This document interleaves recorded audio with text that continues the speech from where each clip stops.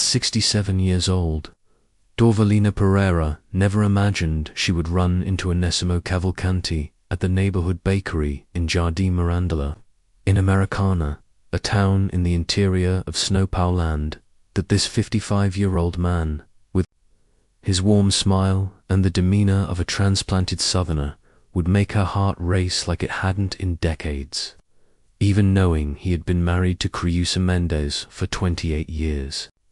What began as casual conversations about the price of French bread turned into daily meetings that lasted for hours, where Dorvalina, a widow for 5 years, and a woman with a stubborn personality who never backed down from a challenge, discovered that Onesimo worked as a sales representative and visited the city weekly, always complaining about his wife's coldness and the loneliness of his marriage.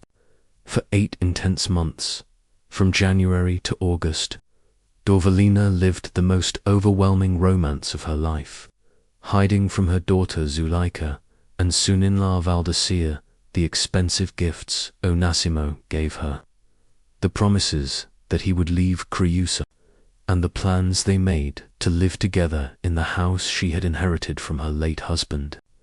The first twist came when Dorvalina found out that Onesimo was also courting Josira, a 49-year-old shop owner from downtown, using the same sweet words and empty promises. The second twist came when Zuleika found love letters hidden in her mother's wardrobe and confronted Dorvalina, revealing that she knew Creusa by sight since they worked at the same textile factory, and that her marriage was far from the misery Onesimo had described. The third devastating event was Dorvalina discovering that Onesimo had also borrowed money from Josira, claiming work-related problems, when in fact he was using the money to support a third relationship with a 30-year-old woman in Campina. The fourth moderate twist came when Creusa appeared at Dorvalina's door on a rainy Thursday in September, not to fight, but to reveal that she had discovered everything through photographs found on her husband's phone, and that Onesimo had been involved with at least 7 different women over the past 3 years, all over 40, all lonely, all in love with the same rehearsed speech about marital loneliness. The fifth moderate twist brought the information that Onesimo wasn't a sales representative at all, but a retiree who had developed a calculated method of seducing mature women to get money, gifts, and attention, using the same refined emotional strategy honed over years of practice. The first obstacle to Dorvalina's revenge was the shame of admitting to her family that she had been deceived, especially after Valdecir discovered she had lent 15,000 reais from her savings to Onesimo. The second obstacle was realizing she couldn't simply expose Onesimo publicly without involving the other women, who would also feel humiliated and betrayed. Over 3 months of meticulous planning, from September to December, Dorvalina devised a revenge that would not only recover her money, but make Onesimo face the consequences of his actions in a public and irreversible way. She spent weeks observing his habits, discovering his schedule, favorite places, and especially identifying all the women he was deceiving at the same time. Dorvalina's internal conflict was devastating. How could a woman who had always been proud and independent have been so thoroughly fooled? And how could she regain her dignity without destroying her reputation in the conservative community of Americana, where gossip spread faster than Globo soap operas? Creusa's motivation was ambiguous. Did she genuinely want to warn the other women? Or was she trying to salvage her marriage by making Onesimo look even worse? Zuleika, initially furious with her mother, gradually realized that her real motivation was to protect Dorvalina from further pain, while Valdecir, ever the pragmatist, only wanted to recover the lost money and avoid further family scandal. The preparation for revenge involved Dorvalina discovering that Onesimo kept a detailed schedule of his meetings in a notebook hidden in the glove compartment of his blue. Cause of fact she learned when she pretended to need something from the car during one of their last meetings. The final major twist revealed that the entire situation was even more elaborate. Onésimo wasn't just deceiving women for money, he was also photographing all of his intimate encounters as part of a sick personal collection, keeping a detailed record of each conquest as trophies of his emotional manipulation. And it was this discovery that gave Dorvalina the ultimate weapon for her revenge, as she found a way to make him face not only public shame but also the legal consequences of his actions, culminating in an expose that would take place during the traditional Festa do Divino in January, where the entire community would be present, ensuring that Onésimo could never repeat his scheme in the region again.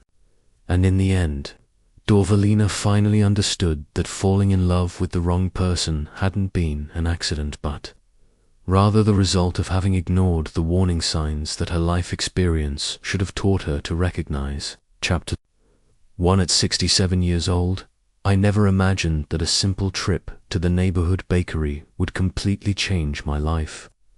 My name is Dorvalina Pereira, and I had been living peacefully in Americana, a city in the interior of São Paulo, in the quiet Jardim Mirandola neighborhood. It was a Tuesday morning in January when I first saw him. The Brazilian summer heat was already making the asphalt shimmer at 9 in the morning, and I was hurrying to buy bread before the day became unbearable. I had been widowed for 5 years. My husband Geraldo had left me our modest house and enough savings to live comfortably, though simply. My routine was predictable. Wake up at 6, tend to my small garden with tomatoes and lettuce, watch the morning news, and then head to Padaria do São João to buy fresh French bread. It was there, among the smell of fresh bread and the murmur of neighborhood gossip, that I met Onésimo Cavalcanti. He was 55 years old, with graying hair and the distinctive accent of someone from Rio Grande do Sul. There was something magnetic about his presence, the way he smiled, how he held the door open for me, the respectful manner in which he addressed São João behind the counter. When our eyes met for the first time, I felt something I hadn't experienced in decades. My heart began beating faster, and I felt a warmth spread through my chest that had nothing to do with the summer heat. Good morning, Signora. He's tipping an imaginary hat. Beautiful day, isn't it? I found myself smiling more broadly than I had in months. Yes, it is, though it's going to be quite hot later. Ah, but that's the charm of São Paulo's interior. The mornings are always perfect for a walk and good conversation. That first conversation lasted 20 minutes. We talked about the weather, the rising price of bread, the changes in the neighborhood. He told me he was a commercial representative who visited Americana weekly for work. I discovered he had been married to Creusa Mendes for 28 years, but the way he mentioned her name carried a tone of resignation that didn't escape my notice. Marriage isn't always what we imagine it will be when we're young, he said, looking directly into my eyes. Sometimes we find ourselves living with someone who has become a stranger. Those words resonated deeply within me. Although my marriage to Geraldo had been solid, in recent years I had felt a loneliness that seemed to grow larger every day. My daughter Zuleika visited once a week with her husband Valdecir, but our conversations were always superficial, focused on practical matters, like paying bills or house maintenance. When Onésimo said goodbye that morning, he mentioned he would be back the following Tuesday. I hope to see you here again, Dona Dorvalina. It's rare to meet someone with whom conversation flows so naturally. The week that followed was the longest I could remember. I found myself thinking about his smile, the way he pronounced my name, the genuine interest he had shown in what I had to say. For years, I had felt invisible, just another elderly woman in a neighborhood full of elderly women. But Onasimo had looked at me as if I were someone special, someone worth knowing. When Tuesday arrived, I took longer getting ready than usual. I chose my best dress, nothing too flashy, just a floral print that Zulika had given me for my birthday. I did my hair more carefully and even put on a bit of lipstick. Looking at myself in the mirror, I felt ridiculous. What was a 67-year-old woman doing, getting dolled up to go to the bakery? But when I saw Onasimo's face light up upon seeing me, all my insecurities vanished. Dona Dorvalina, I was hoping to find you here. His smile seemed genuine, warm. You look lovely today. This time, our conversation lasted almost an hour. We sat at one of the small tables Sujowo had placed outside the bakery. Onasimo told me about his travels as a commercial representative, the different cities he visited, the interesting people he met. But he always came back to the same theme: his loneliness, his unhappy marriage, the feeling that life was passing him by. Creusa and I, we've been living like roommates for years. She works at the textile factory, comes home tired, watches her soap operas, and goes to bed. We barely speak anymore. Sometimes I wonder what would have happened if I had made different choices in life. I found myself sharing things I hadn't told anyone. The loneliness after Geraldo's passing, the feeling that my best years were behind me, the fear that I would spend the rest of my days in the same monotonous routine. Onasimo listened with an attention I hadn't received in years. A woman like you shouldn't be alone, he said, gently touching my hand. You have so much life, so much wisdom to share. Any man would be fortunate to have your company. Those words made my heart race. When was the last time someone had made me feel desired, appreciated? I knew he was married. I knew this could lead nowhere good. But I couldn't help the flutter of excitement I felt every time he looked at me. Our Tuesday meetings became the highlight of my week. Then he started appearing on Fridays too. I managed to adjust my route, he explained. Now I can visit Americana twice a week. I suspected this wasn't entirely true, but I didn't want to question it. I was enjoying his company too much. We would talk for hours about everything and nothing. He told me about his childhood in Rio Grande do Sul, his dreams of traveling the world, his disappointment with how his life had turned out. I shared memories of my youth, stories about Geraldo, my concerns about aging alone. After 6 weeks, Onasimo surprised me with a small gift, a delicate silver bracelet. I saw this in a jewelry store and thought of you, he said, fastening it around my wrist. It matches your eyes. I should have refused. I should have remembered that married men don't give jewelry to other women without ulterior motives. But the bracelet was beautiful, and it had been so long since anyone had given me a gift that I accepted it with tears in my eyes. You shouldn't have, Onasimo. This must have been expensive. Nothing is too expensive for someone who brings light to my days, he replied, and I felt my resistance crumbling completely. That night, I hid the bracelet in my jewelry box, away from Zulika's curious eyes. I knew she would ask uncomfortable questions if she saw it. But every night before bed, I would take it out and hold it, remembering Onasimo's words, the gentle way he had fastened it on my wrist. 3 months into our friendship, if I could still call it that, Onasimo began talking more openly about his marriage. Creusa has become so cold, so distant. Sometimes I think she'd be happier if I just disappeared. We haven't been truly intimate in years.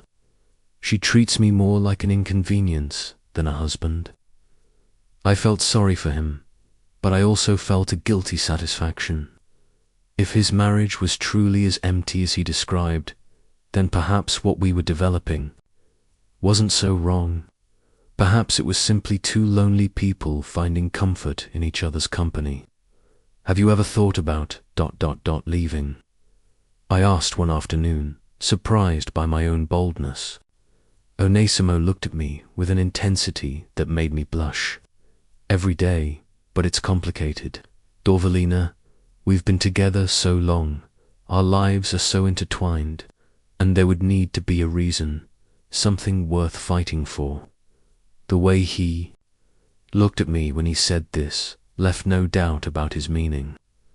I felt desired, alive, feminine in a way I hadn't felt in years. But I also felt terrified. What was I doing? Where could this lead? After 4 months of meetings, Onesimo kissed me for the first time. It happened on a Friday afternoon when we had taken shelter from a sudden rainstorm under the awning of a closed shop. We were standing close together, watching the rain fall, when he gently cupped my face in his hands.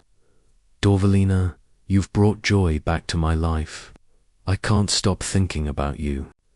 The kiss was soft, tender, full of promises I wanted to believe.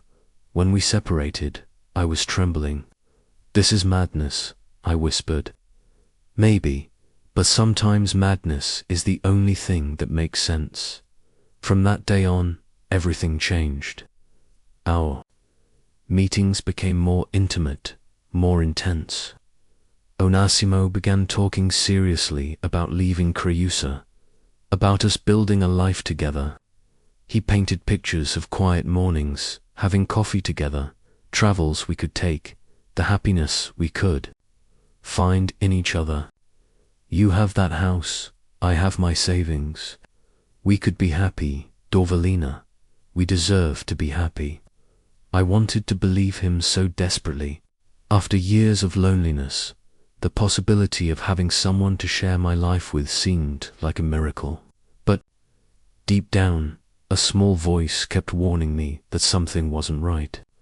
A married man of 55 doesn't simply abandon 28 years of marriage for a 67-year-old widow he met at a bakery. But I silenced that voice.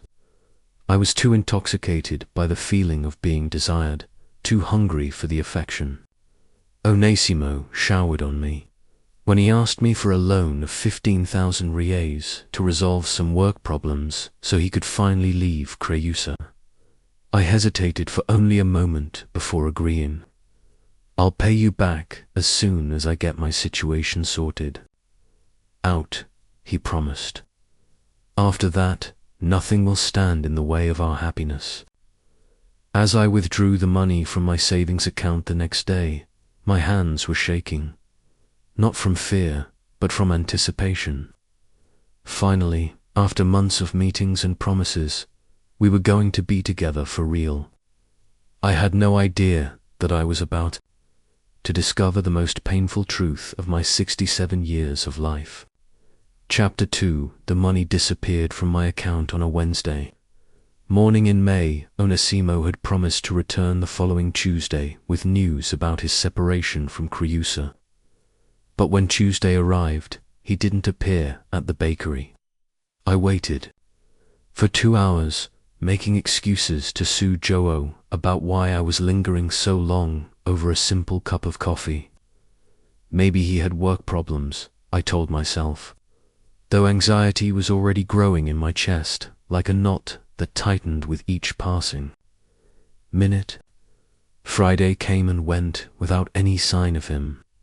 For the first time in 5 months, I sat alone at our usual table, staring at the empty chair across from me. Other customers came and went, but I remained there, hoping to see his familiar figure appear around the corner. "Donna Dorvalina, are you feeling all right?" Sergio asked with genuine concern. You seem worried about something. I'm fine, I lied, just thinking. But I wasn't fine. The anxiety was transforming into something darker, more painful. What if something had happened to Onésimo? What if Creusa had discovered our relationship and confronted him? What if he had decided that leaving his wife was too complicated and was avoiding me out of shame? The worst part was having no way to contact him. I knew he lived in Americana, but I had never asked for his address or phone number. Our relationship had been built on those chance encounters at the bakery, on the romance of not knowing when we would see each other again. Now that romance felt like naivety. I spent the weekend in agony. I couldn't eat, couldn't sleep, couldn't focus on anything. My garden, which usually brought me peace, seemed dull and meaningless. The soap operas I enjoyed watching held no interest. Even my conversation with Zuleika during her Sunday visit was stilted and distracted. "Mum, you're acting strange," she observed, studying my face with the sharp eyes she had inherited from her father. "Is something bothering you?" "Nothing's bothering me. I'm just tired. You look like you've lost weight. And what's that bracelet? I've never seen it before."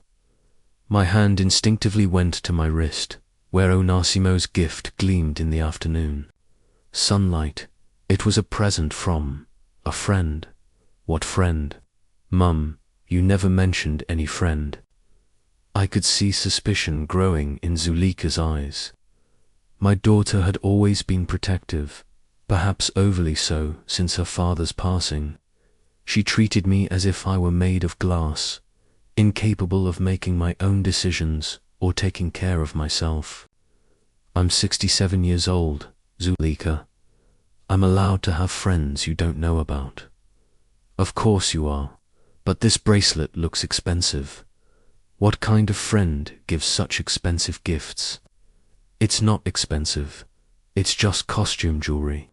But, even as I said this, I knew Zuleika didn't believe me.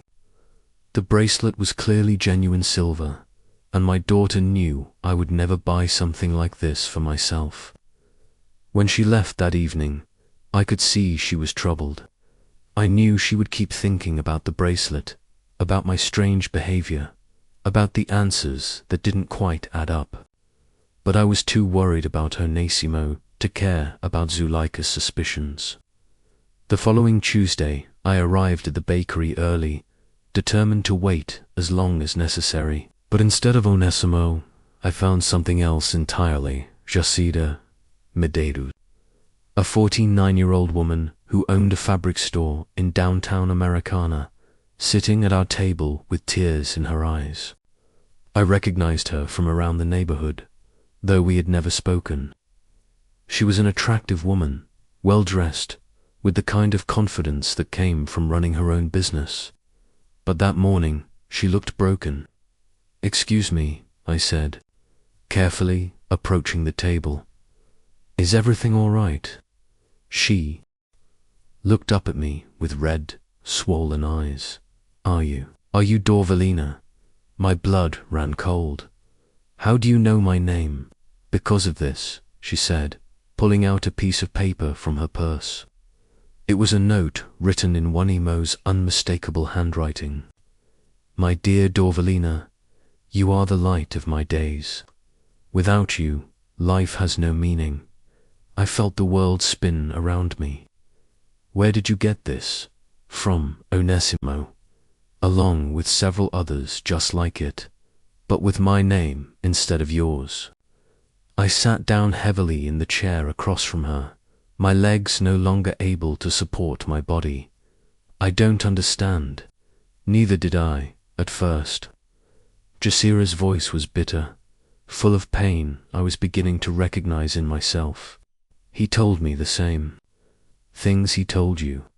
About his unhappy marriage, his loneliness, how I brought joy back to his life. He even gave me the same bracelets." She held up her wrist, showing me a silver bracelet identical to mine. "He asked you for money too," I whispered. though I already knew the answer. 8,000 reais. To help him leave his wife so we could be together. Tears began falling down her cheeks again.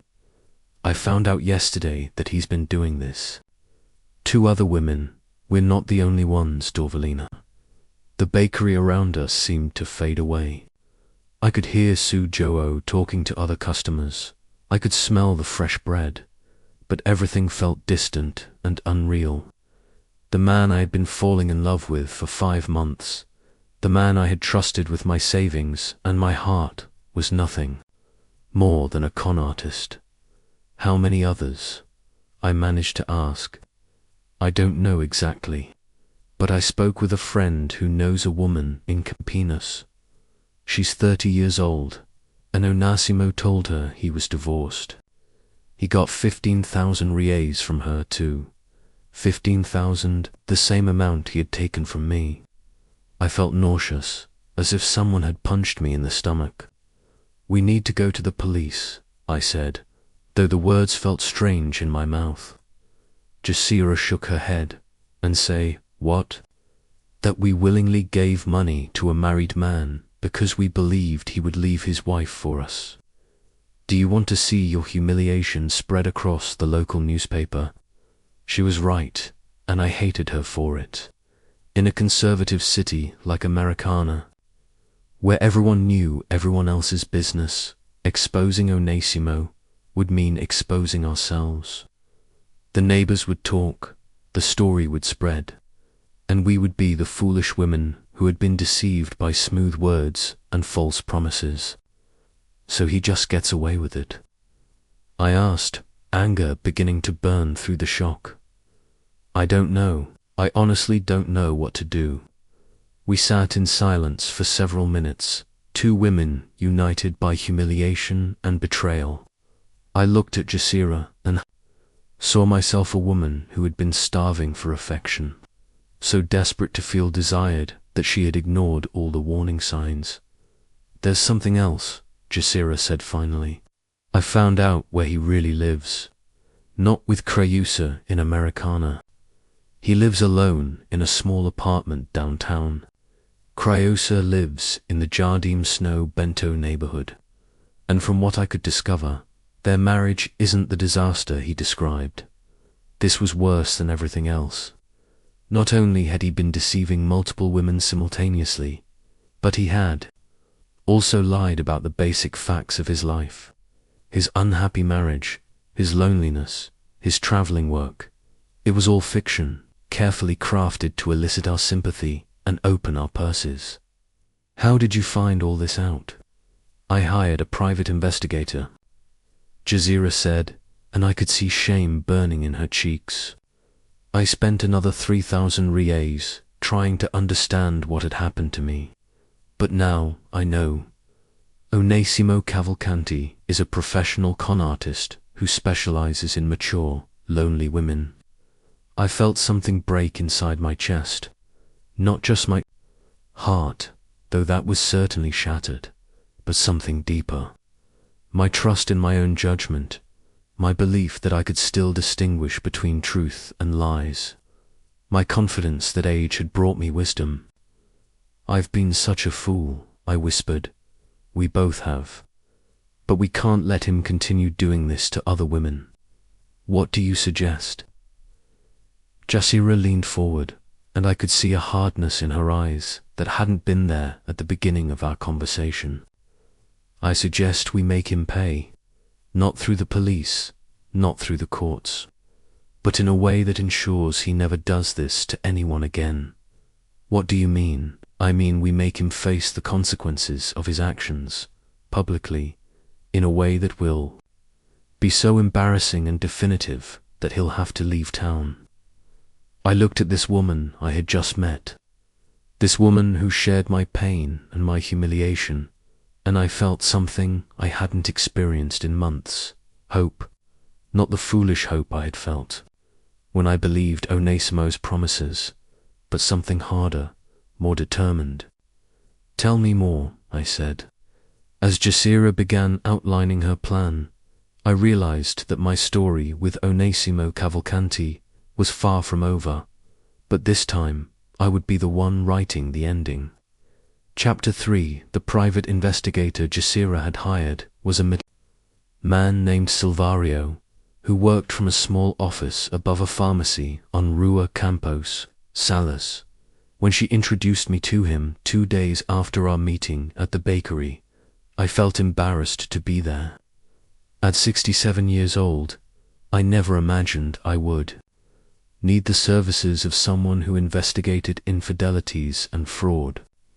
Dona Dorvalina, Silvario said, offering me a chair in his cramped office filled with filing cabinets and photographs pinned to a corkboard. Jasira has told me about your situation with Onasimo Cavalcanti. What exactly do you know about him? I asked, my voice barely above a whisper. Silvario opened a thick folder and spread several photographs across his desk. My heart nearly stopped when I saw them. There was Onasimo, but not the Onasimo I knew. In these photos, he was well-dressed, confident, sitting in restaurants with different women. Young women, middle-aged women, older women like myself. Onasimo has been active in this region for about 3 years, Silvario explained, pointing. 2 different photos. His method is always the same. He identifies lonely women with some financial stability, begins a romantic relationship, gains their trust, and then asks for money under the pretext of leaving his wife. How many women? I asked, though I dreaded the answer. That we know of, 7, but there could be more. 7 women. I felt sick, imagining all the broken hearts, all the stolen savings, all the dreams destroyed by this man I had trusted completely. What happened to the others? Most are too ashamed to take any action. One tried to contact the police, but without solid evidence of fraud, since they gave the money voluntarily, there wasn't much that could be done. Jasira leaned forward. But we have something the others didn't have. What's that? Silverio smiled grimly. We have Juanimo's notebook. He opened another folder and revealed photocopies of handwritten pages. My blood ran cold as I recognized Onasimo's handwriting, the same writing I had treasured in the romantic notes he had given me. What is this? A record he keeps of all his ... activities. Names, dates, amounts received. Personal details about each woman, strategies that worked best with each one. I began reading the page in front of me and felt the world crumble around me. There, in Juanimo's careful handwriting, was my name, followed by detailed notes. Dorvalina Pereira, 67 years. Widow owns house in Jardim Mirandola. Lonely, desperate for affection. Responds well to compliments about her appearance. Very sentimental. The bracelet strategy worked perfectly. Speaks frequently about her late husband. Use this to create emotional connection. Estimated available funds 304,000 reais. Already secured 15,000 with work problems story. How did you get this? I asked, my voice choked with emotion. Onasimo keeps it in his car. Let's just say I have my methods, I continued. Reading, finding similar entries for Jasira and other women I didn't recognize. Each entry was cold, calculated, treating us like business transactions rather than human beings with feelings. There's more, Silvario said, pulling out another set of documents. Bank records showing deposits from multiple women, rental receipts for the apartment where he actually lives, and most importantly, ... double quotes, he paused dramatically. What? Photographs? Many photographs. What kind of photographs? Jasira asked.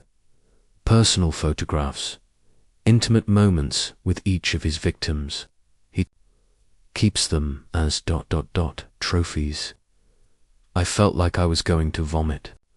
The romantic moments I had shared with Onasimo, the kisses, the tender caresses, he had been documenting them like a hunter documenting his prey. "We need to get those photographs," I said, surprising myself with the firmness in my voice. "That's exactly what I was thinking," Jasira agreed. "But how?" Silvario leaned back in his chair. "That's where things get interesting. Onasimo has been getting careless. He thinks he's smarter than everyone else, that these women will never figure out what he's doing. He's made several mistakes recently." "What kind of mistakes?" "He's been using the same restaurants, the same hotels, even the same jewelry store where he buys those bracelets. His routine has become predictable. And there's something else." "What?" "He's planning something big. Based on what I've observed, he's preparing to leave the region, probably to start over somewhere else. But before he goes, he wants one final score." "What do you mean?" "I think he's going to try to get more money from you, Dorvalina, and from the other women too. One last extraction before disappearing." The thought of seeing Onasimo again, of having to pretend I still trusted him, made my stomach turn. But I also felt something else. Anger. Pure, burning anger. When based on his patterns, I'd estimate within the next 2 weeks. I looked at Jasira and saw the same determination reflected in her eyes that I was feeling. We had been humiliated, betrayed, robbed of our money and our dignity. But we weren't going to remain victims. "What do you suggest we do?" Silvario smiled, but it wasn't a pleasant smile. "We turned the hunter into the hunted." Over the next hour, he outlined a plan that was audacious and risky, but also brilliant in its simplicity. We would use Onasimo's own methods against him. We would make him believe he was in control while we gathered the evidence needed to destroy his scheme completely. "The goal isn't just to recover your money," Silvario explained. "It's to make sure he can never do this to anyone again." "How?" "Public exposure, complete and devastating. We'll document everything, get the evidence we need, and then reveal it all in a way that will be so humiliating and comprehensive that he'll have no choice but to leave the region permanently. And the other women, the ones he's already victimized, they'll have the choice to join us or not. But they'll finally have justice, even if they don't participate directly." As we left Silvario's office that evening, I felt something I hadn't experienced in months: power. For too long, I had been Onasimo's victim, dancing to his tune, believing his lies. Now, finally, I was going to take control of my own story. But first, I had to face an immediate problem. Zulika, my daughter, had been increasingly suspicious about my behavior, asking pointed questions about the bracelet, about my mood changes, about why I seemed so distracted all the time. I knew it was only a matter of time before she discovered the truth, and I dreaded that conversation. When I arrived home that evening, I found Zulika waiting for me in my kitchen. "Mum, we need to talk." My heart sank. "About what?" "About the 15,000 reais you withdrew from your savings account 3 weeks ago." I felt my legs give way, and I had to grab the back of a chair for support. "How do you know about that?" "The bank called. There was some problem with your account, and since I'm listed as your emergency contact, they called me." Zulika's expression was a mixture of concern and anger. "Mum, what did you do with that money?" I looked at my daughter, this woman who had been trying to protect me my entire life, and I realized I couldn't lie anymore. The truth was going to come out eventually, and it was better coming from me than from someone else. I loaned it to a friend. "What friend?" "Mum, You don't have any friends with that kind of money problem. His name is Onasimo. I met him a few months ago. I could see understanding dawning in Zuleika's eyes, followed quickly by horror. Mum, please tell me you didn't give 15,000 rials to some man you barely know. It's not like that. He needed help, and he's going to pay me back. When I realized I had no answer. Onasimo had promised to return the money soon, but he had never specified when, and now I knew he never intended to return it at all. I don't know exactly. Zuleika sat down heavily in the chair across from me. Mum, I think you've been scammed. Hearing the words spoken aloud by my daughter was somehow worse than discovering the truth myself. It made it real, undeniable. I know, I whispered. You know, and you didn't tell me. I just found out a few days ago how I told her about my meeting with Jasira, about the private investigator, about the notebook full of Wanimo's victims. With each detail, I could see Zuleika's expression growing more incredulous and more angry. We're going to the police, she said when I finished.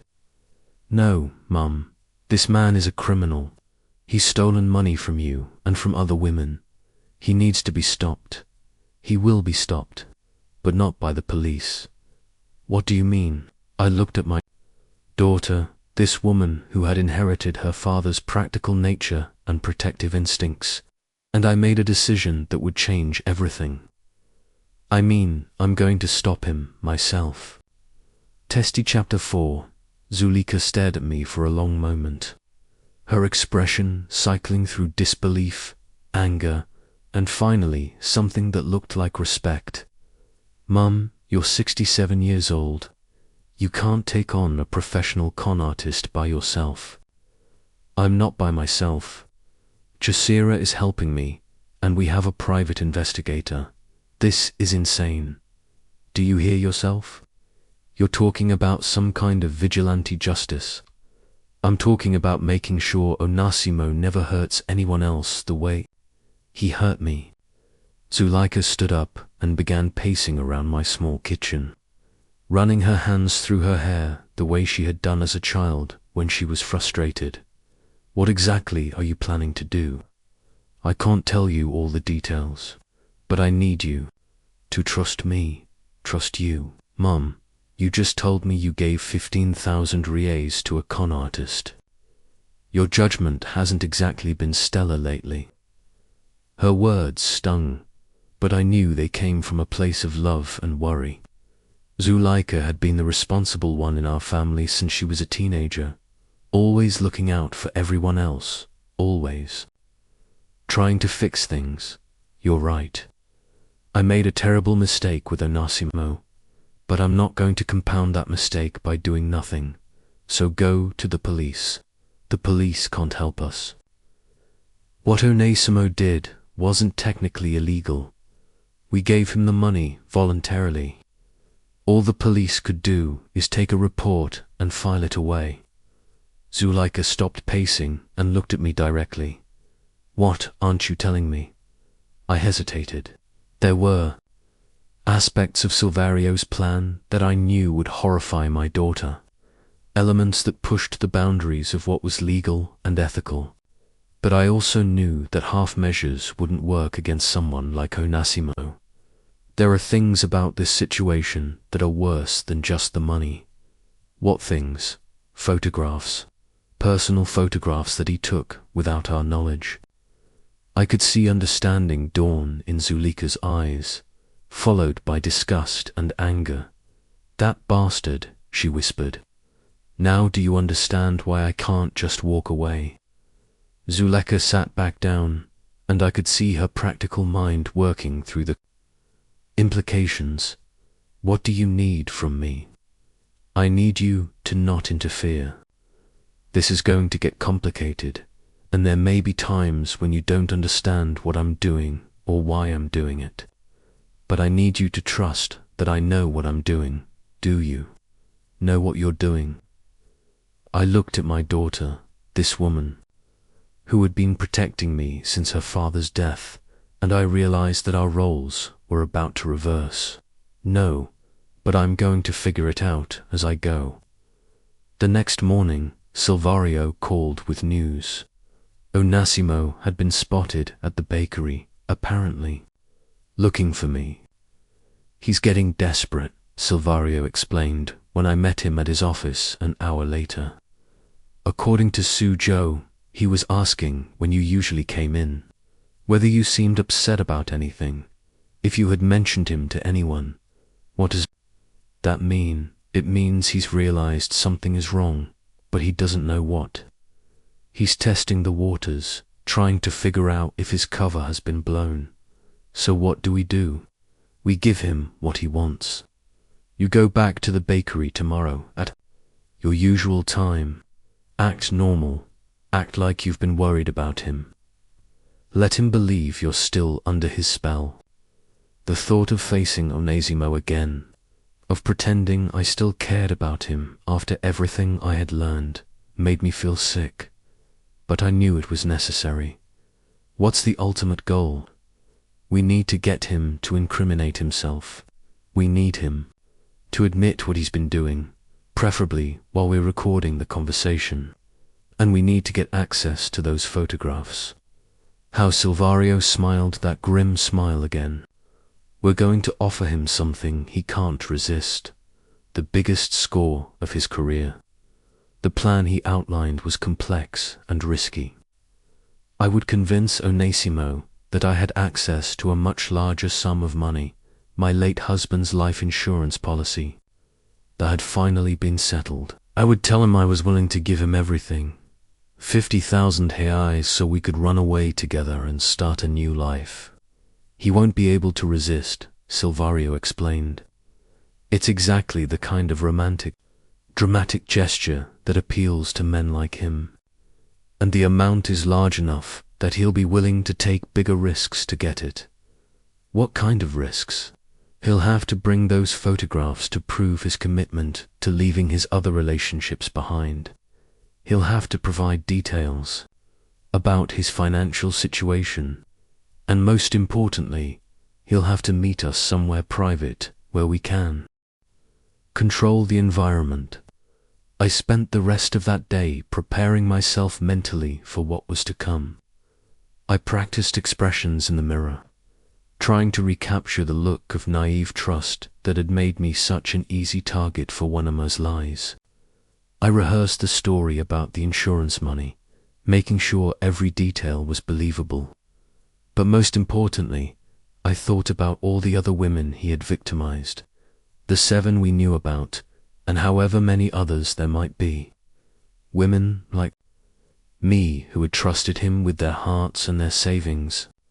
Women who were now too ashamed to seek justice, too humiliated to even speak about what had happened to them. The next morning, I arrived at the bakery at exactly 9 o'clock, my usual time.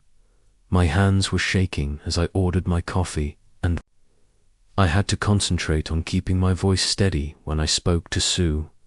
Joe Onasimo appeared 15 minutes later, and when he saw me, his face lit up with what looked like genuine relief. Dorvalina, thank God you're here. I've been so worried about you.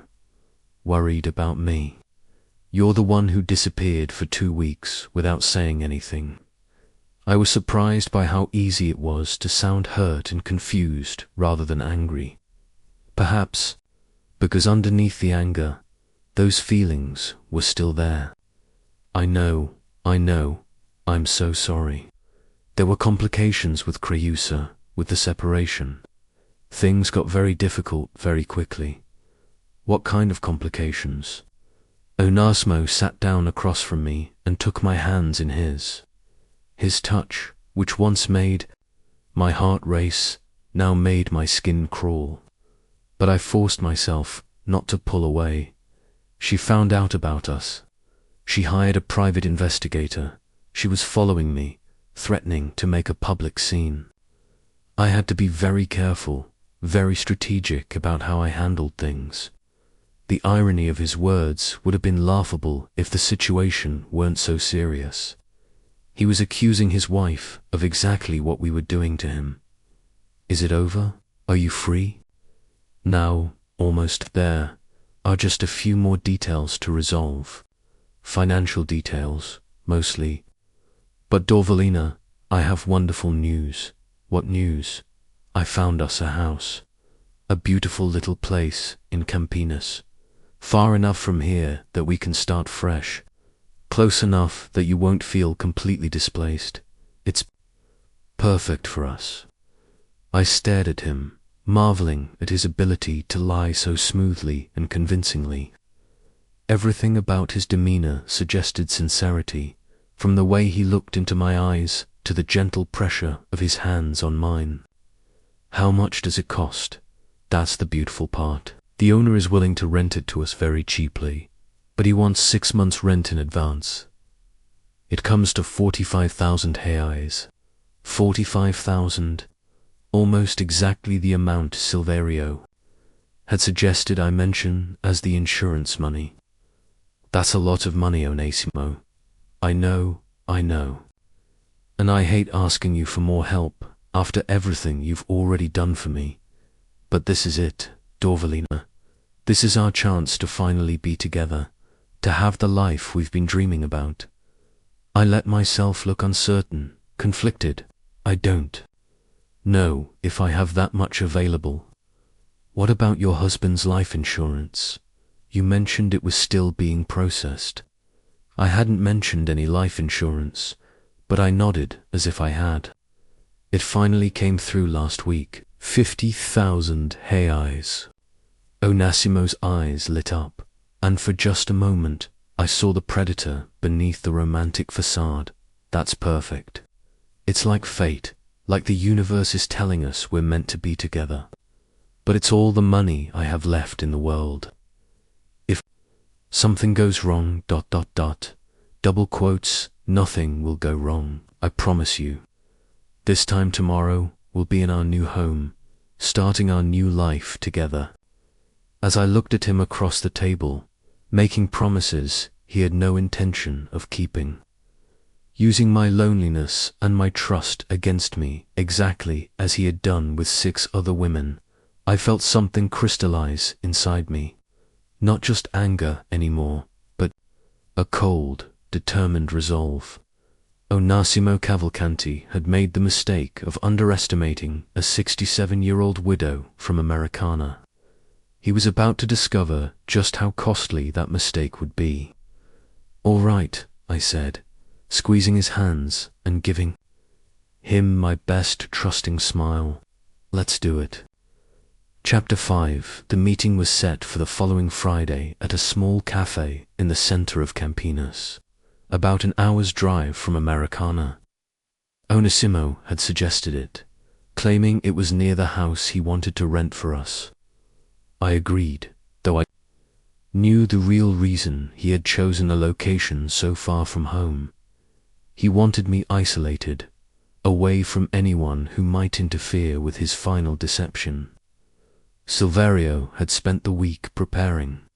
He rented a van with tinted windows that would be parked across from the cafe, equipped with recording equipment and a clear view of our table.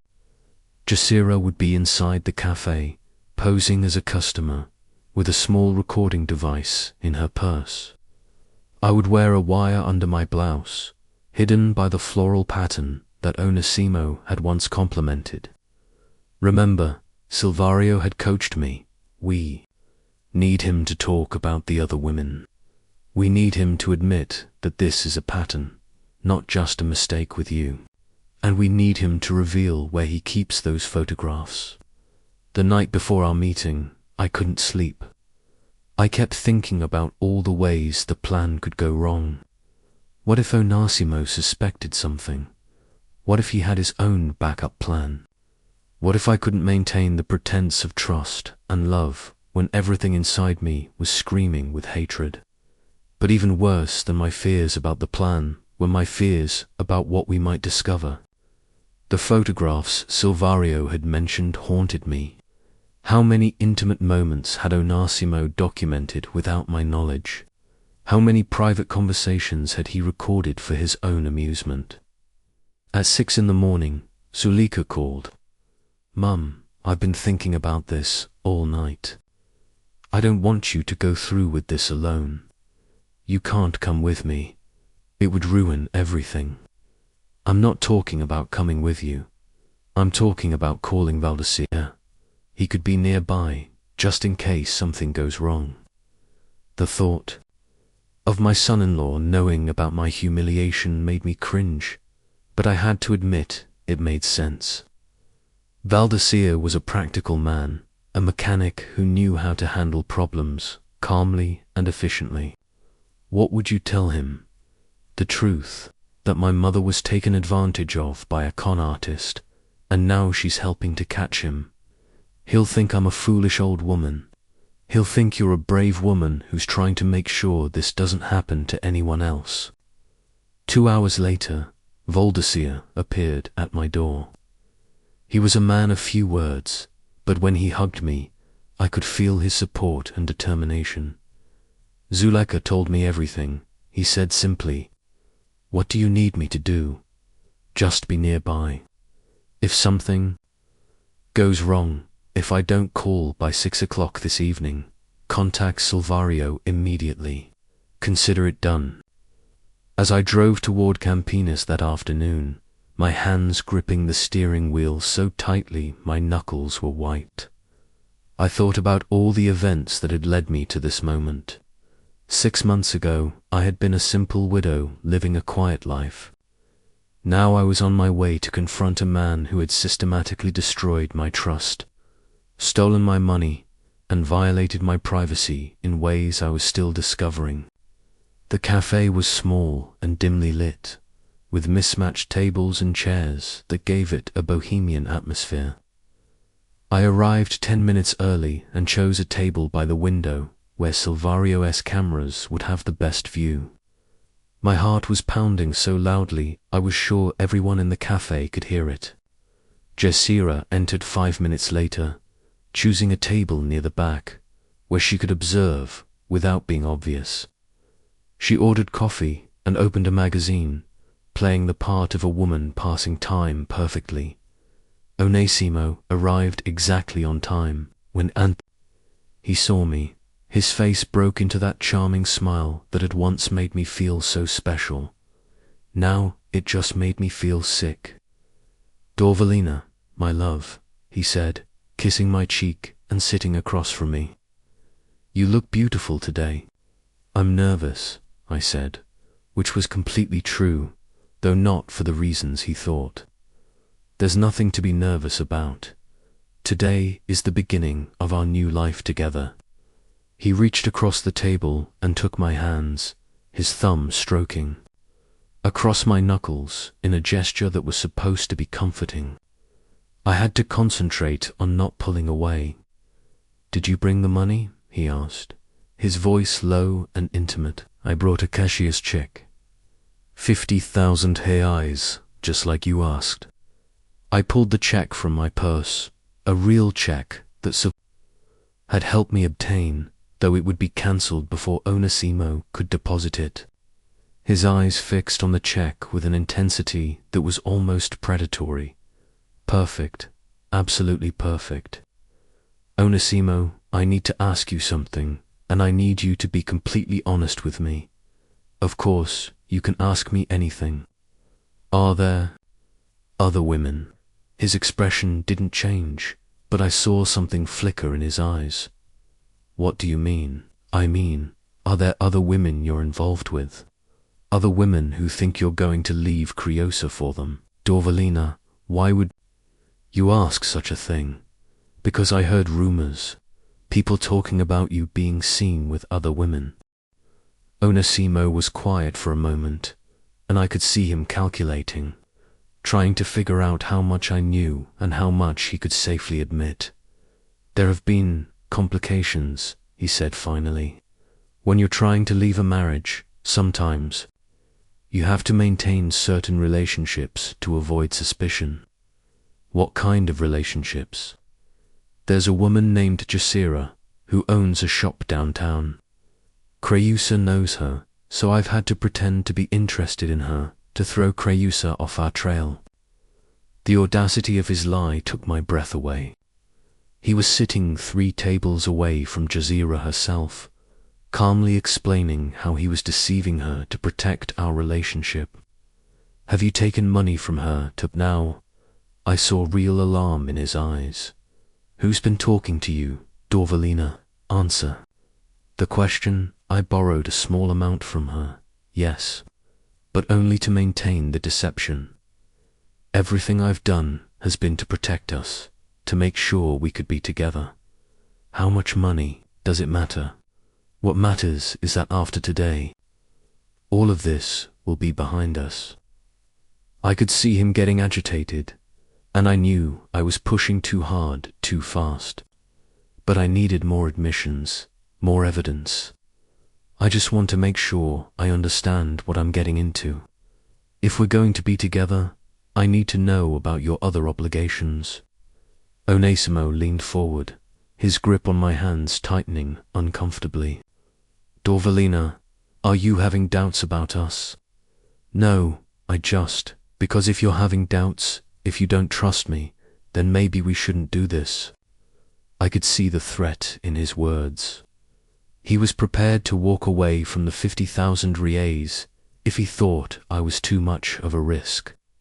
I had to pull back, had to convince him that I was still under his control. I'm sorry, I'm just scared. This is such a big step, giving you all my money, leaving everything behind. His expression softened, and he lifted my hands to his lips, kissing them gently. I understand your fear, but you have to trust me. Haven't I always taken care of you? Haven't I always kept my promises?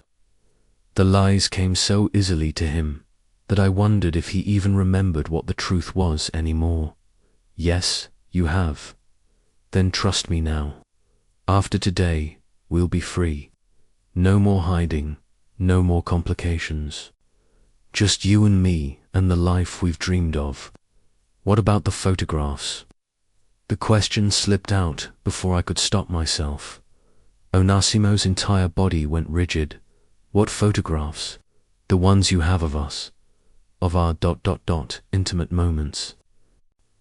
Could see his mind racing, trying to figure out how I could possibly know about the photographs. I don't know what you're talking about, Onesimo, please. I know about them. I just want to make sure that when we start our new life together, there are no remnants of the old life left behind. For a long moment, he said nothing. I could see him weighing his options, trying to decide whether to continue denying or to find a way to turn this to his advantage. How do you know about the photographs? He asked finally. I found one in your car. Last week, when you asked me to get your sunglasses from the glove compartment. This was a lie, but it was plausible enough that he seemed to accept it. Those photographs are personal, private moments between us. I know, and I want to make sure they stay private. Where do you keep them? Why does it matter? Because I want them destroyed, all of them. If we're starting fresh, I don't want any evidence of our affair left behind. Onesimo was quiet for several minutes, his thumb still stroking my knuckles, his eyes fixed on something beyond my shoulder. There, in a safe deposit box, he said finally, along with some other personal documents. What other documents? Nothing important, just ... insurance papers, financial records. I knew he was lying, but I also knew I had pushed as far as I could for now. Will you destroy them? The photographs? If that's what you want, it is. He smiled and lifted my hand to his lips again. Consider it done. Is there anything else you're worried about? Just one thing. I want to see the house before I give you the money. This clearly wasn't what he had planned, but he recovered quickly. Of course, it's only a few blocks from here. As we left the cafe together, Onésimo's arm around my shoulders in a gesture of possessive affection. I caught Jasira's eye for just a moment. She gave an almost imperceptible nod, indicating that her recording equipment had captured our entire conversation. But as we walked toward Onésimo's car, I realized that the hardest part of our plan was still ahead, because the house he was taking me to see didn't exist, and very soon he was going to have to explain why. And when that happened, I had no idea how he would react or what he might be capable of doing to protect his scheme. Chapter 2. The address Onésimo gave me led to a quiet residential street lined with modest middle-class homes. As we drove, he kept up a steady stream of conversation about our future together, painting pictures of domestic bliss that would have been touching if I hadn't known they were complete fabrications. The house has a small garden where you can grow your vegetables, he said, one hand on the steering wheel, the other resting possessively on my knee. And there's a front porch where we can sit in the evenings and watch the sunset. I nodded and smiled, playing the part of the excited woman about to start a new life. While inside, I was calculating distances to the nearest public place, mentally rehearsing what I would do if the situation turned dangerous. We pulled up in front of a white house with blue trim and a small front yard filled with rose bushes. It looked exactly like the kind of place where a retired couple might live happily if it were actually available for rent. "Here we are," Onésimo said, his voice filled with fake enthusiasm. "Our new home." I looked at the house and felt a chill run down my spine. There was a car in the driveway, children's toys scattered across the front lawn, and curtains in the windows that suggested the house was clearly occupied. "It looks like someone lives here," I said carefully. "The current tenants are moving out tomorrow. That's why the owner needs the rent money today to help them with their moving expenses." I wondered how long he had been planning this particular lie. Did he have a backup story ready if I questioned him further? Did he think I was so naive that I would simply hand over 50,000 reais based on his word alone? "Can we go inside? I'd like to see the rooms, get a feel for the space." I could see a flash of panic cross Onésimo's face before he regained his composure. "The owners aren't home right now, and I don't have the keys with me. But we can walk around the yard, look in the windows. I think I'd rather wait until we can see inside." "This is a big decision, Onésimo. I want to be sure." "Dorvalina, we don't have time for that. The owner has another couple interested in the house. If we don't put down the deposit today, we'll lose it." The pressure tactics were straight out of every con artist's playbook, but delivered with such apparent sincerity that I could see how easily I had been manipulated before. "Then, maybe we should look for a different house." Onésimo's grip on my knee tightened uncomfortably. "A different house? But we've planned everything around this one. I've already told the owner we'd take it." "You told him we'd take it without me even seeing it. I wanted to surprise you." I could see him scrambling, trying to find a way to salvage his plan without admitting that the entire scenario was fabricated. "I appreciate the thought, but I can't give you 50,000 reais for a house I've never been inside." For a moment, Onésimo said nothing. He stared at the house, his jaw working as if he were grinding his teeth. When he finally looked at me, there was something in his eyes that made me instinctively recoil. "You don't trust me." "It's not about trust. It's about being practical. After everything we've been through together, after all the promises we've made to each other, you still don't trust me." His voice was getting louder, more aggressive. I became acutely aware that we were alone in his car on a quiet street where no one would hear me scream if something went wrong. "Onésimo, please calm down. Calm down." I've risked everything for you. I've left my wife, destroyed my marriage, put my entire future on the line, and you're worried about seeing inside a house. You left Kryusa. The question caught him. Off guard. What? You said you left your wife. When did that happen? I could see him realizing his mistake, trying to figure out how to backtrack. I meant, I'm in the process of leaving her. Emotionally, I've already left. But you still live with her. It's complicated. What's complicated about it? Either you've left or you haven't. Onésimo turned off the car engine and turned to face me fully. There was something different about his expression now, something harder and more calculating. Dorvalina, I think we need to talk honestly about what's happening here. What do you mean? I mean, I think someone has been filling your head with doubts about me. Someone has been poisoning you. Against me. No one has been poisoning me against anyone. Then why all the questions? Why the sudden lack of trust? 6 months ago, you would have given me this money without hesitation. What's changed? I realized I was at a crossroads.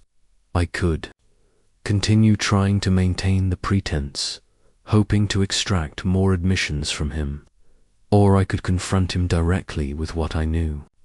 Both options carried risks, but sitting in his car, seeing the cold calculation in his eyes, I decided that honesty might be safer than deception. What's changed is that I found out about Jasira. Onésimo went very still. What about Jasira? No, you've been seeing her. I know you asked her for money too.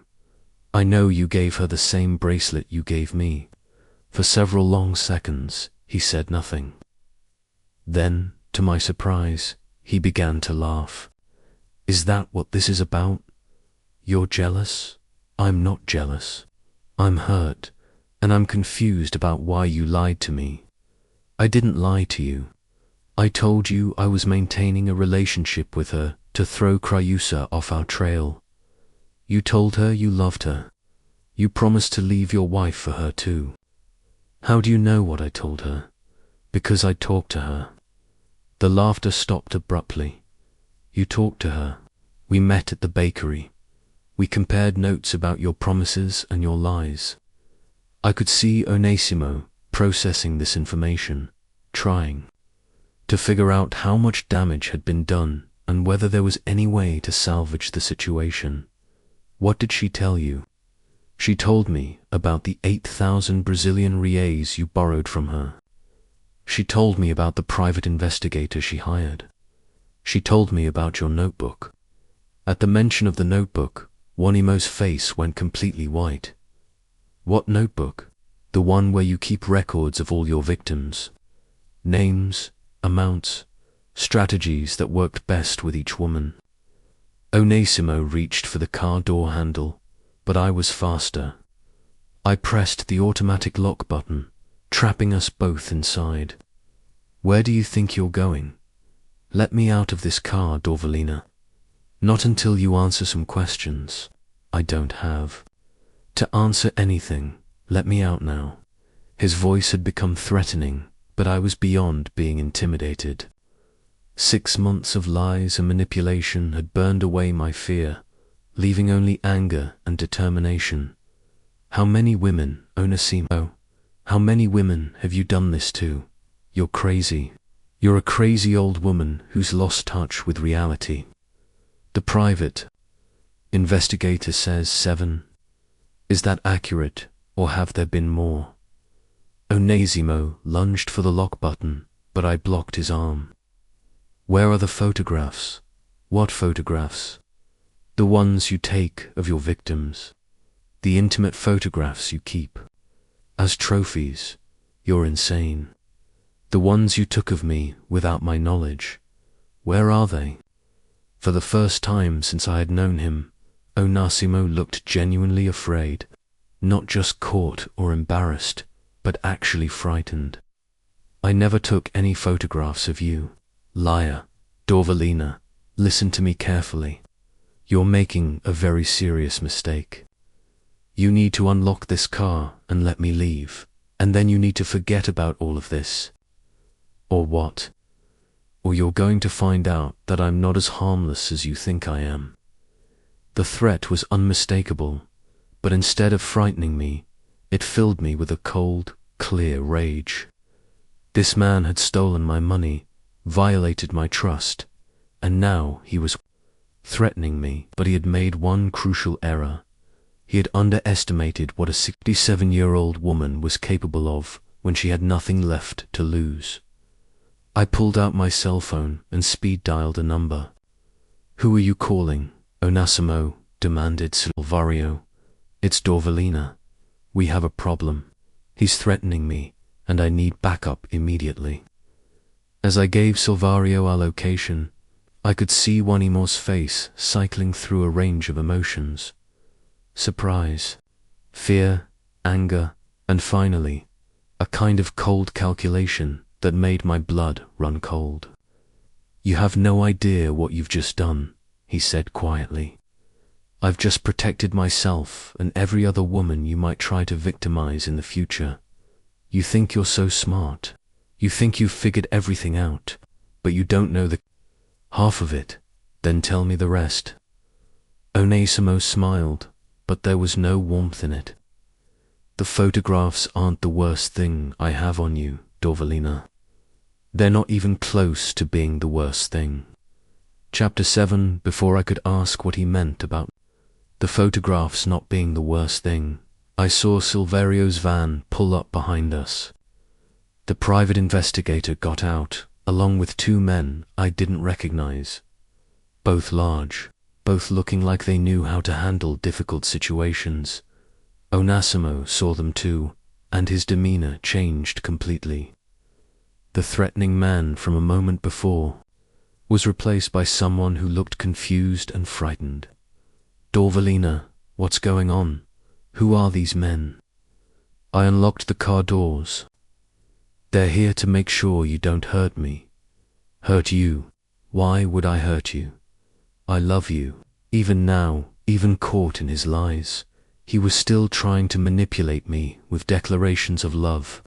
But the words that had once made my heart flutter now fell flat, obviously fake. Silverio approached my side of the car while his associates flanked Juanimo's door. "Are you all right?" Silverio asked. "I'm fine, but he was threatening me." "I wasn't threatening anyone," Onasimo protested. "This is all a misunderstanding." One of Silverio's men opened Juanimo's door. "Step out of the car, please. You can't make me do anything. I haven't committed any crime." "Actually," Silverio said, pulling out a folder, "you have. Identity fraud. For starters, your real name isn't Onasimo Cavalcanti, is it?" I stared at Silverio in shock. "What do you mean? His real name is Jorge Silva Santos. He's wanted in 3 different states for fraud and identity theft." The man I had known as Onasimo looked trapped, his eyes darting between Silverio and his associates as if calculating whether he could make a run for it. "That's ridiculous. My name is Onasimo Cavalcanti. I can show you my identification." "You mean this identification?" Silverio held up a wallet. "The one you dropped when you were running surveillance on Dorvalina's house last week." "I've never been to her house." "We have photographs," Silverio said calmly. "You sitting in your car outside her house at 3 in the morning. You going through her mailbox. You trying to look in her windows." I felt a chill run through me. He was watching my house for weeks. We think he was trying to determine your exact financial situation. Maybe looking for information he could use to extract more money from you. Jorge couldn't think of him as Onasimo anymore. Stepped out of the car slowly, his hands raised, in a gesture of surrender. "Look, this is all getting blown out of proportion.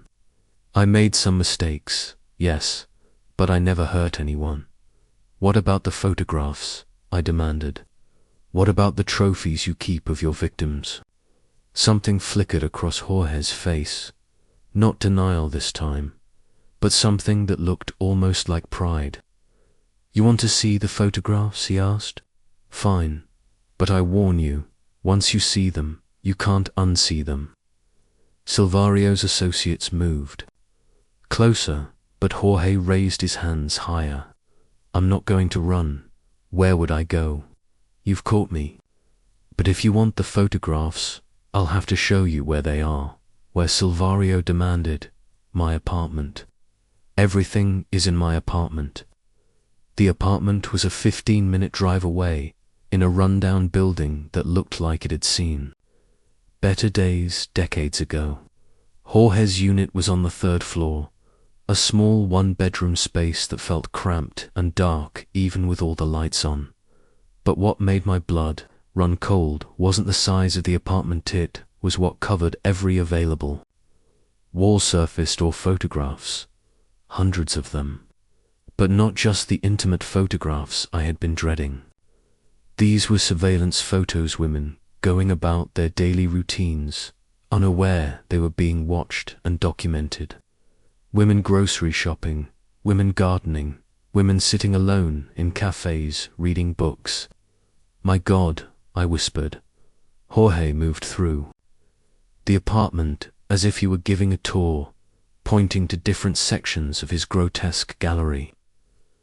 I've been documenting lonely women for 5 years, he said with obvious pride, learning their patterns, their vulnerabilities, their financial situations. It's amazing how much you can learn about someone just by watching them. He stopped in front of a section that made my knees buckle. It was all photographs of me, leaving my house, me shopping, me sitting in my garden, me talking to neighbors. Some of the photos appeared to have been taken months before we ever met at the bakery. You were watching me before we met. Of course, our meeting wasn't chance, Dorvalina. It was carefully planned. I knew exactly when you went to the bakery. I knew you always ordered the same coffee. I knew you were recently widowed and lonely. I knew you had savings, but no one to protect you from making bad decisions. You're sick. Jorge shrugged. I'm practical. Do you have any idea how easy it is to manipulate lonely women? How grateful they are for any attention, any affection? You practically threw money at me. Silverio was photographing everything with a digital camera, documenting the evidence. But he stopped when he reached a particular wall that was covered with what looked like financial documents. What are these? Insurance policies, Jorge said casually. Life insurance policies on each of my girlfriends. Turns out it's not that hard to take out a policy on someone, if you have their personal information and can forge their signature. The room began spinning round me. What are you saying? I'm saying that your death would be worth a lot more to me than your 50,000 reais ever could be. Silverio's associates immediately moved closer to Jorge, but he seemed completely unconcerned about the threat they represented. Don't worry, I'm not planning to kill anyone. That would be too messy, too risky. But accidents happen all the time to elderly people. Falls downstairs, car accidents, medication mix-ups. You're talking about murder, I said, my voice barely above a whisper. I'm talking about patience. Insurance companies don't investigate accidental deaths very carefully, especially when the deceased was elderly and lived alone. I looked at the wall of insurance documents and saw my name on at least 3 different policies, along with names I recognized as some of Jorge's other victims. How many women have you killed? Silverio asked. Jorge smiled, that charming smile that had once made me feel so special. I haven't killed anyone. I'm just a man who plans for the future. But as he said this, my eyes fell on a section of the wall I hadn't noticed before. It was filled with newspaper clippings, obituaries of women who looked familiar, women whose photographs were also represented in Jorge's surveillance collection. Carlota Mendoza, age 71, died in a fall down her basement stairs, I read aloud. From one of the clippings, survived by no immediate family. Tragic accident, Jorge said. Poor Carlota had been so depressed since her husband passed away. I tried to help her through her grief, but sometimes people just give up on life. I looked at more clippings, my horror growing with each one. Esperanza Gutierrez, age 68, died in a single car accident on Highway 101. Esperanza never was. A very good driver, Milagros Rodriguez, age 74, found dead in her home from apparent medication overdose. Milagros had so many health problems. It's easy to get confused about dosages when you're taking multiple medications. Silverio was frantically photographing the obituaries, but I could see from his face that he was as horrified as I was. You killed them, I said. I helped them, Jorge corrected. They were all lonely, depressed, living meaningless lives. I gave them love, companionship, purpose, and when they were ready to go, I made sure their deaths had meaning, that they could help someone they cared about even after they were gone. The insurance money, small compensation for the emotional support one provided. I stared at this man who had seemed so charming, so loving, so genuine. How had I been so completely deceived? How had I missed the signs that I was dealing with someone capable of murder? How many? Silverio asked quietly. Jorge looked thoughtful, as if he were trying to remember. Over the past 5 years, 11, no, 12. I always forget about Rosa. She was one of my early attempts, and I wasn't very skilled yet. 12 women, 12 lonely, trusting women who had thought they were finding love in their golden years and had instead found death. Why are you telling us this? I asked. Jorge shrugged. Because it doesn't matter anymore. You've already destroyed my current operation, and I'm too old to start over somewhere else. Besides, I'm proud of my work. I provided comfort to lonely women in their final days. That's more than most people can say about their lives. As the full horror of what I had discovered began to sink in, I realized that my own story could have ended very differently if I hadn't discovered the truth. When I did, if I had continued to trust Jorge, I would likely have become victim number 13. But I had discovered the truth, and now, finally, Jorge Silva Santos was going to face the consequences of his actions, though I suspected those consequences would be far more severe than even he realized. Chapter 8. The police arrived 20 minutes later, followed by detectives from 3 different jurisdictions once they realized the scope of what Jorge had been doing. What I had thought was a simple case of romantic fraud had turned into a serial murder investigation spanning multiple states and 5 years. As Jorge was handcuffed and led away, he maintained his calm, almost cheerful demeanor. He nodded to me as if we were old friends partying after a pleasant visit. Take care of yourself, Dorvalina. And remember, I really did care about you, in my own way. Even his final words were manipulation, an attempt to make me question everything I had learned about him. But I was done being manipulated. The next, several hours passed in a blur of police interviews, evidence collection, and phone calls to victims' families in other states. I learned that Jorge had been operating under multiple identities across California, Arizona, and Texas before coming to São Paulo each time. He would spend 6 months to a year building relationships with vulnerable women, collecting insurance policies, and then methodically eliminating his victims before moving on to a new location. You're incredibly lucky, Detective Martinez told Me as we sat in the police station at 11 o'clock that night. Based on his pattern, he probably had another month or two before he would have moved to the next phase of his plan. The next phase. The insurance policies he took out on you were all recent. He typically waited until he had collected significant amounts of money from his victims before moving to eliminate them. The fact that you were still alive to give him 50,000 riyals meant you still had value to him as a source of income. I thought about the 15,000 riyals I had already given him, money that was supposed to help him leave his wife, money that was actually being used to finance his murder operation. What happens now? Now we build cases against him for 12 murders across 4 states. Your testimony and evidence will be crucial for the California cases, since you can establish his pattern of behavior and his methods. As I finally drove home at 2 a.m, exhausted and emotionally drained, I tried to process everything that had happened. 6 months ago, I had been a lonely widow looking for companionship. Tonight, I was a key witness in a serial murder case, but I was alive. 12 other women weren't, but I was.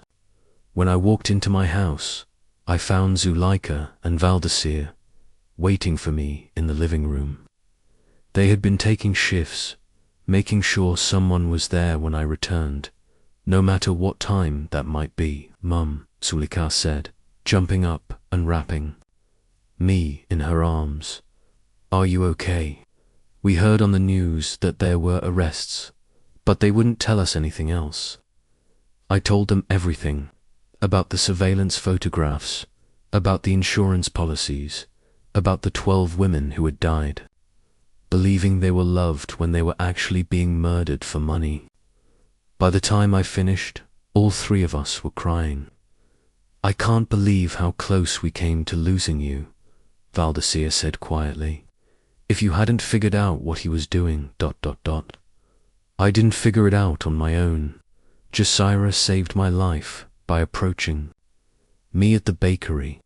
If she hadn't found the courage to speak up, I would have kept believing his lies until it was too late."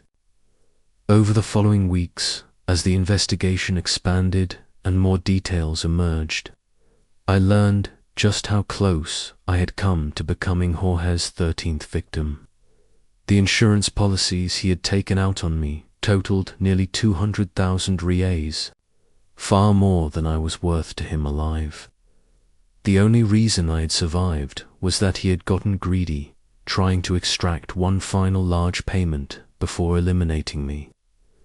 The trial took 8 months. I testified in California, Arizona, and Texas, telling my story over and over again to help prosecutors build their cases. It was painful reliving those months of deception and manipulation, but it was also cathartic. Each time I told the story, Jorge's power over me diminished a little more. The most difficult part was meeting the families of his other victims, seeing their grief, their anger, their bewilderment at how someone could be so calculating and cruel. But it was also important. These women had died alone, thinking they were unloved and forgotten.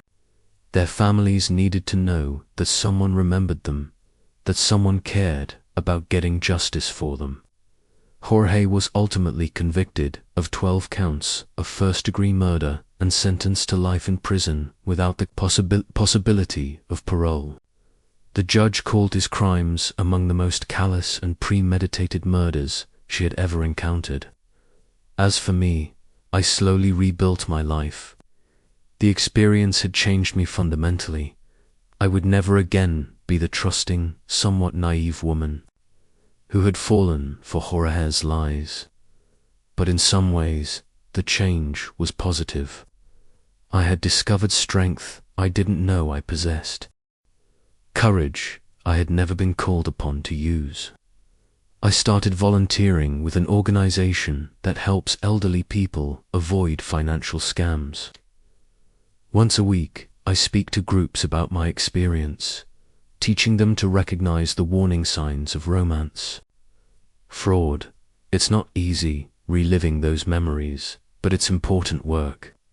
If my story can save even one person from going through what I went through, then perhaps some good will have come from all the pain. 6 months after Jorge's conviction, I received a letter from Jasira. She had moved to another state to start fresh, but she wanted me to know that she was doing well. She had started a support group for fraud victims and was helping other women rebuild their lives after being deceived. We survived, she wrote. Not just the financial fraud, but something much worse. We survived because we found the courage to speak up, to trust each other, and to fight back. That takes a kind of strength that I never knew I had. I kept her letter on my kitchen table for weeks, reading it whenever I felt discouraged or angry about what had happened to us. She was right, we had survived. More than that, we had thrived. We had taken a terrible experience and used it to help other people, to prevent other tragedies. On the first anniversary of Jorge's arrest, I visited the cemetery where Mendoza was buried. She had been his first victim in our area, a 71-year-old woman who had fallen down her basement stairs after giving Jorge 30,000 reais for their new life together. I brought flowers, yellow roses, because they symbolize friendship and new beginnings. As I stood by her grave, I made her a promise that her death would not be forgotten, that the story of what Jorge had done to her and the others would continue to be told as long as I was alive to tell it. You deserved better, I whispered. You all deserved better. As I walked back to my car, I thought about the question that had started this entire nightmare. Why do we fall in love with people we shouldn't? The answer, I realized, isn't that we're foolish or naive. It's that we're human. We want to be loved, to feel valued, to believe that our best years aren't behind us. Jorge had exploited that basic human need, turning it into a weapon against the very people who trusted him most, but he hadn't destroyed it. Despite everything he had put me through, I still believed in love, still believed in the possibility of human connection. The difference now was that I also believed in my own strength, my own judgment, my own worth. I didn't need someone else to validate my existence or make me feel valuable. I was complete on my own, and that realization, more than any romance or relationship, had truly set me free. As I drove home through the familiar streets of Americana, past the bakery where I had first met the man I knew as Onésimo, past the cafe where I had confronted him with his lies, I felt something I hadn't experienced in over a year: peace. The nightmare was over. Justice had been served. And I was still here, still fighting, still helping others avoid the trap that had almost destroyed me. I was 68 years old, and I had never been stronger.